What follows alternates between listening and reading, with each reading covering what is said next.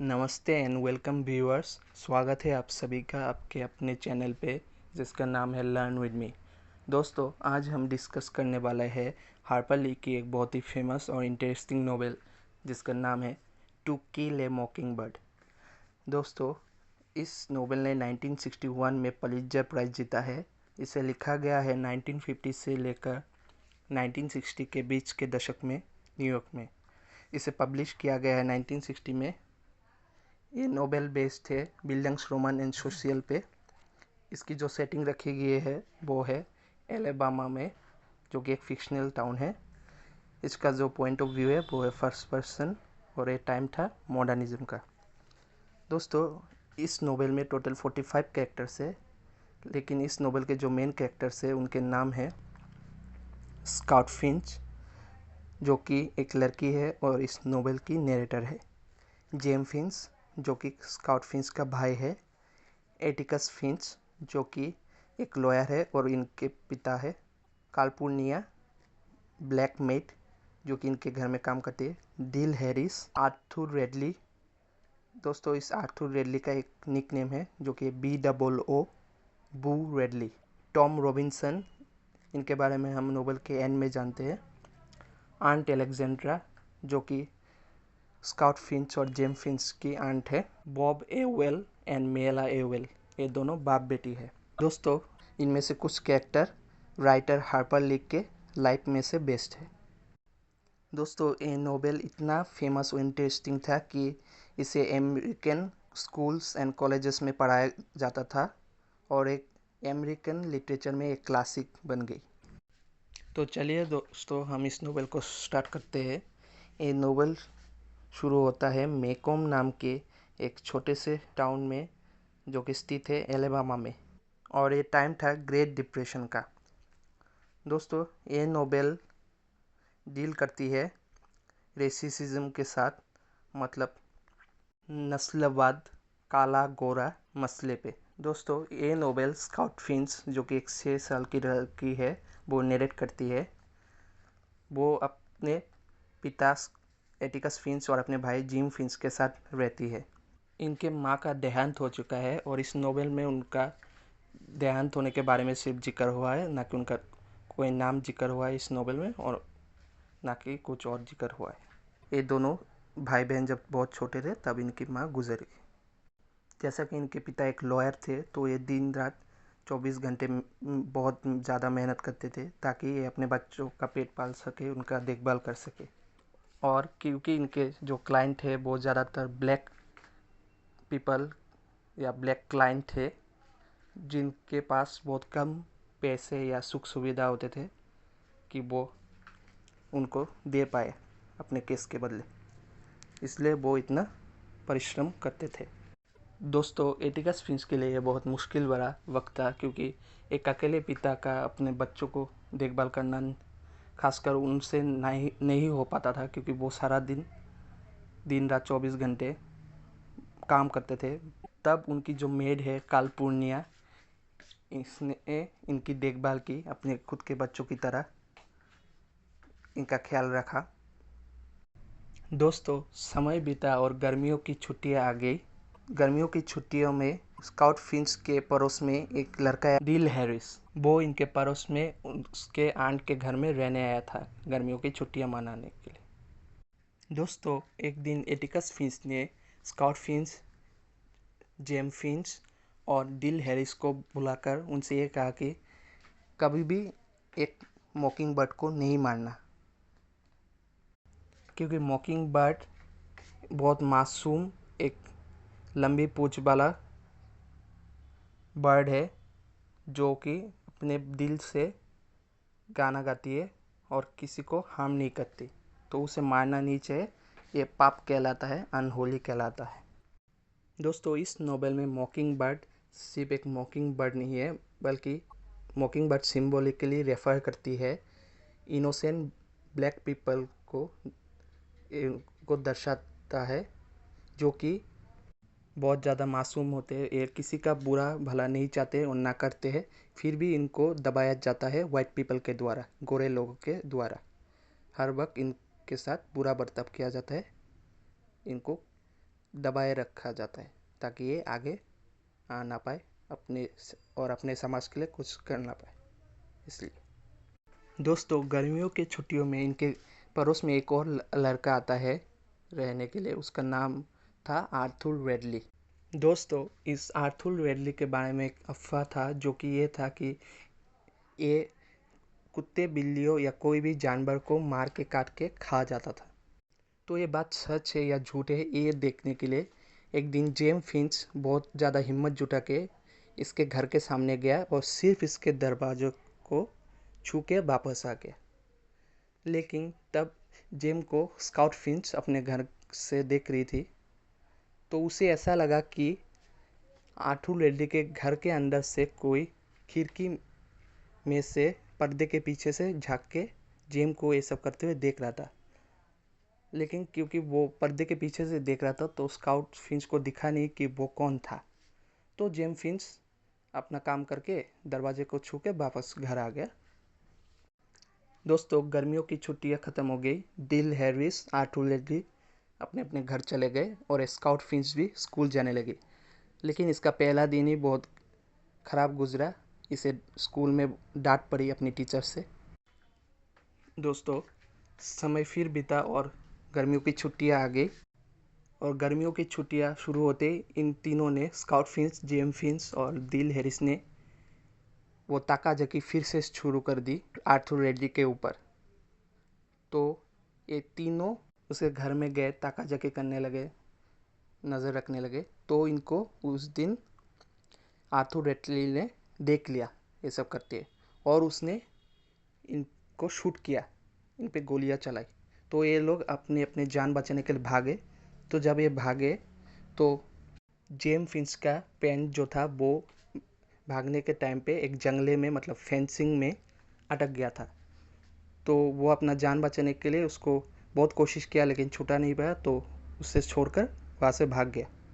इस भागा दौड़ी में किसी को चोट नहीं आया, बस जेम फिंच का पैंट फेंसिंग में अटक के फट गया था।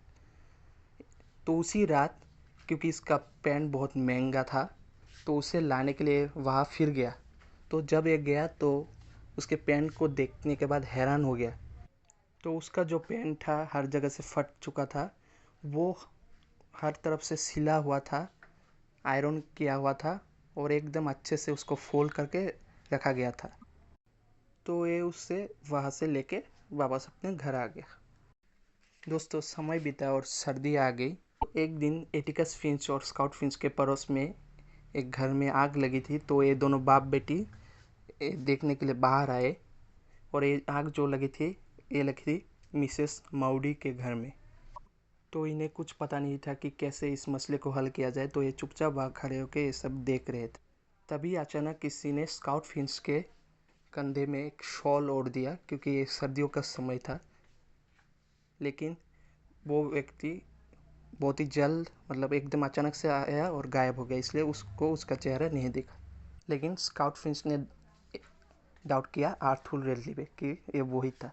दोस्तों, एक दिन मिस्टर एटिकस के पास एक ब्लैक पर्सन का केस आया, और एक केस था एक वाइट गर्ल का, जिसका नाम था मेला एवेल, जो कि बॉब एवेल की बेटी थी। और इसका रेप हुआ था, और ये रेप का चार्ज जो लगा था वो टॉम रॉबिन्सन के ऊपर लगा था। तो एटिकस फिंच को टॉम रॉबिन्सन का केस मिला था, उसे डिफेंड करने के लिए या बचाने के लिए। दोस्तों, मिस्टर एटिकस के केस लेते ही समाज ने इनको लगभग बहिष्कार कर दिया था, इनको और इनके परिवार को, क्योंकि इन्होंने जो केस लिया था वो टॉम रॉबिन्सन का था, जो कि एक ब्लैक पर्सन था, मतलब काला आदमी था। तो सारे समाज के जो वाइट लोग थे, गोरे लोग थे, उन्होंने इनको और इनके परिवार को बहिष्कार कर दिया था। इनके पड़ोसी, इनके रिश्तेदार, बच्चों के स्कूल में बात करना बंद कर दिया था। तब इस बुरे वक्त में इनका साथ देने वाली सिर्फ एक ही औरत थी, वो थी कालपुर्निया, जो कि इनके घर में काम करती थी।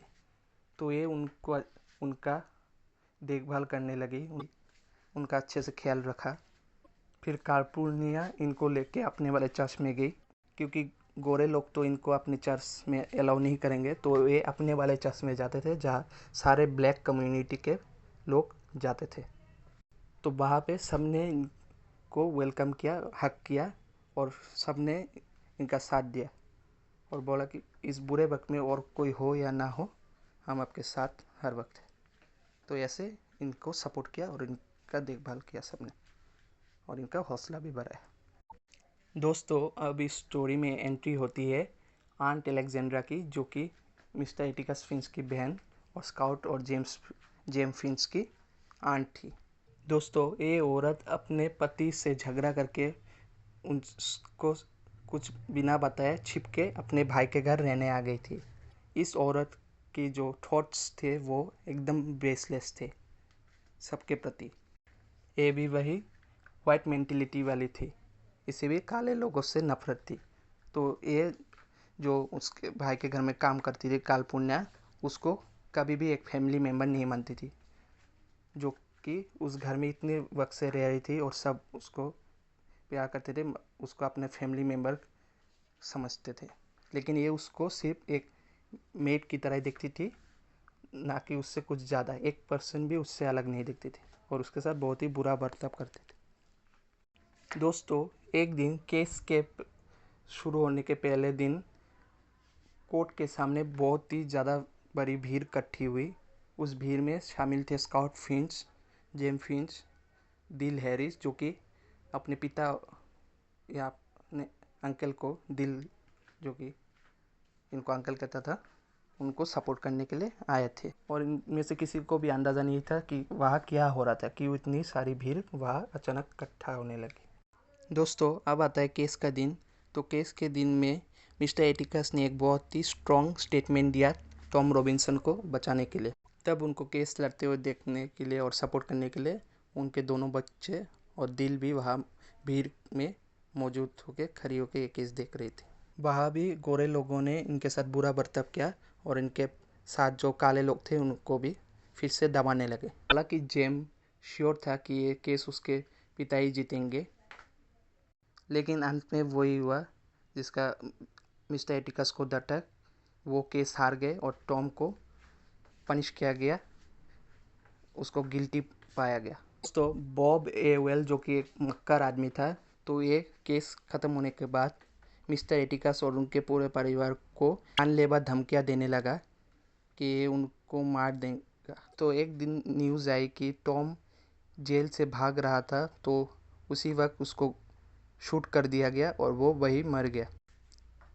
अब एक रात जब स्काउट फिंच और उसका भाई जेम फिंच अपने घर आ रहे थे कहीं से, तो रास्ते में इन पर बॉब एवेल ने जानलेवा हमला कर दिया और उस हाथापाई में जेम फिंच का एक बाह यानी एक आर्म टूट गया था। तो तब उनको इस मुसीबत से बचाने के लिए अचानक से एक कोई आ गया, तो वो उससे हाथापाई करने लगा बॉब एवेल से। तो उस हाथापाई में बॉब एवेल मारा गया। फिर उस इंसान ने स्काउट फिंच के साथ जेम फिंच को उठा के घर वापस लाया। दोस्तों, उस समय जब हाथापाई हो रही थी तब स्काउट फिंच ये सब देख रही थी, लेकिन क्योंकि उसने कोई कॉस्ट्यूम पहना था तो ये ठीक से देख नहीं पाए कि वो बचाने वाला इंसान कौन था। लेकिन घर में जब उसने जाके कॉस्ट्यूम उतारा तो उन्हें बचाने वाला वो इंसान और कोई नहीं था, बल्कि आर्थर रेडली था। मिस्टर एटिकस ने जब ये सब सुना तो उन्होंने स्काउट फिंच को एक बात कही, और वो बात ये थी कि you never really understand a person until you consider things from his point of view, until you climb into his skin and walk around in it। दोस्तों, इस मुहावरे का अर्थ ये है कि जब तक तुम किसी को उसके नज़रिए से नहीं देखोगे तब तक तुम उसको नहीं जान पाओगे, और जब तक तुम अपना पैर उसके जूते में डाल के नहीं चलोगे तब तक तुम ये नहीं समझ पाओगे कि वो इंसान अच्छा है या बुरा है। तो दोस्तों, ये सुनने के बाद स्काउट फिंच एक दिन आर्थर रेडली के घर के बैल्कनी में गई और दुनिया को उसके नज़रे से देखने लगी। और फिर अपने घर जाके ये सो गए। तो दोस्तों ये स्टोरी यही ख़त्म होती है। दोस्तों आशा करता हूँ कि आपको ये नोवेल समझ में आ गया होगा। अगर आपको ये वीडियो अच्छा लगा तो इस वीडियो को एक लाइक कर दीजिएगा। चैनल को सब्सक्राइब करके बेल नोटिफिकेशन पे टैप करके ऑल नोटिफिकेशन ऑन कर लीजिएगा, ताकि आने वाले तमाम वीडियो के बारे में आपको सबसे पहले पता चले। कमेंट कर दीजिएगा, अपने दोस्तों के बीच में शेयर कर दीजिएगा। अगले वीडियो तक आप अपना और अपने परिवार का ख्याल रखिए, सुरक्षित रहिए। Thank you. जय हिंद, जय Bharat. Hold me close till I get up. Time is barely on our side. I don't wanna waste what's left. The storms we chase are leading us, and love is all we'll ever trust. Yeah, no, I don't wanna waste what's left. And on we'll go, through the wastelands, through the highways, till my shadow turns to sun rays. And on we'll go, through the wastelands, through the highways.